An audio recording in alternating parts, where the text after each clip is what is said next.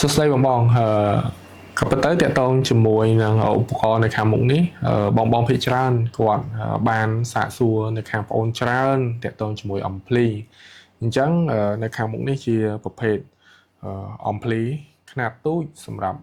បងយកទៅប្រើប្រាស់ជាមួយនឹងធុងបាស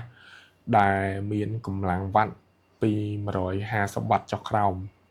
អញ្ចឹងសម្រាប់ដែលធុងបាសបងមានកម្លាំងវ៉ាត់ពី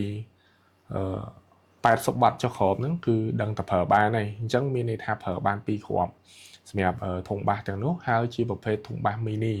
អញ្ចឹងបងអូនបញ្ជាក់ហើយបញ្ជាក់ទៀតអំភ្លីយើងត្រូវប្រើប្រាស់ឲ្យ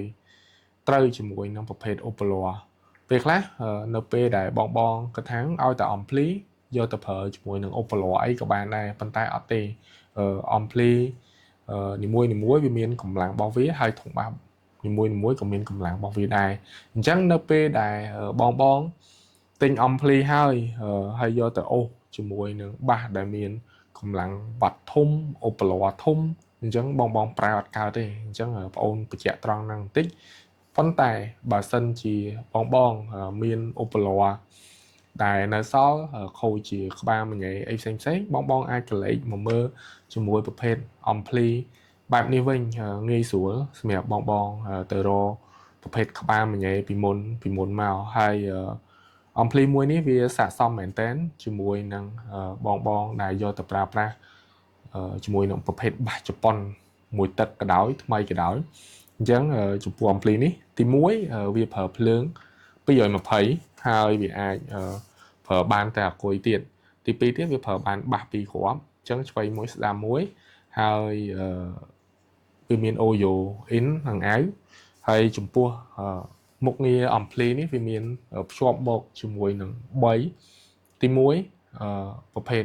Bluetooth ដែលយើងអាច connect ពីទូរស័ព្ទដៃចូលមកកាន់អំភ្លីនេះទី2មានរ៉ាឌីយ៉ូមានវិទ្យុទី3គឺមាន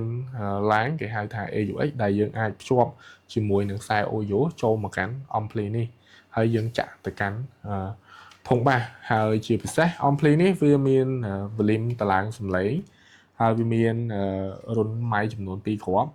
ហើយវ៉ូលីមខាងស្ដាំខាងឆ្វេងនេះគឺយើងអាចស្រេជាមួយនឹងប្រភេទ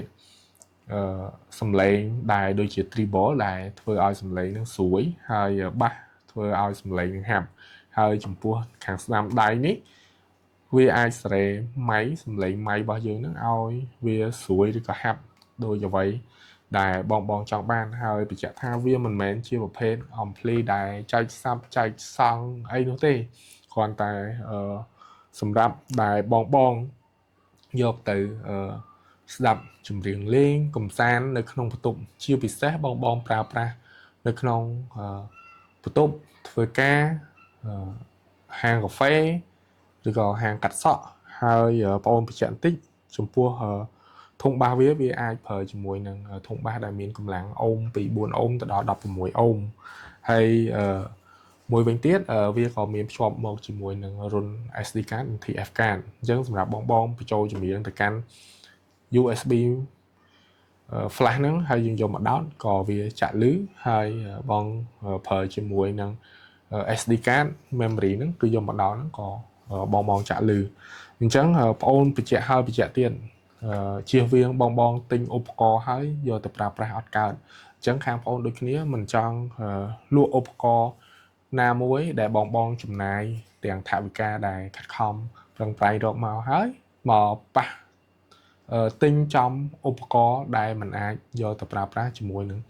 ឧបករណ៍បងបានក៏ប៉ុន្តែបងអូនព្យាយាមប្រឹក្សាយោបល់ផ្ដល់ជាមតិយោបល់ផ្សេងដើម្បីជៀសវាងការទិញឧបករណ៍ខុសអញ្ចឹងបងអូនបញ្ជាក់ហើយបញ្ជាក់ទៀតសម្រាប់បងដែលមានប្រភេទធុងបាសនៅក្នុងកម្រិតកម្លាំងហ្នឹងដូចជា150វ៉ាត់ចុះមកក្រោមឧបករណ៍ចន្លោះពី1ទឹកទៅ2ទឹកបងអាចប្រើប្រាស់ជាមួយនឹងប្រភេទអំភ្លីនេះបានអញ្ចឹងបើសិនជាបងមានតម្រូវការអាចតាក់ទងមកកាន់ខាងបងអូនបាន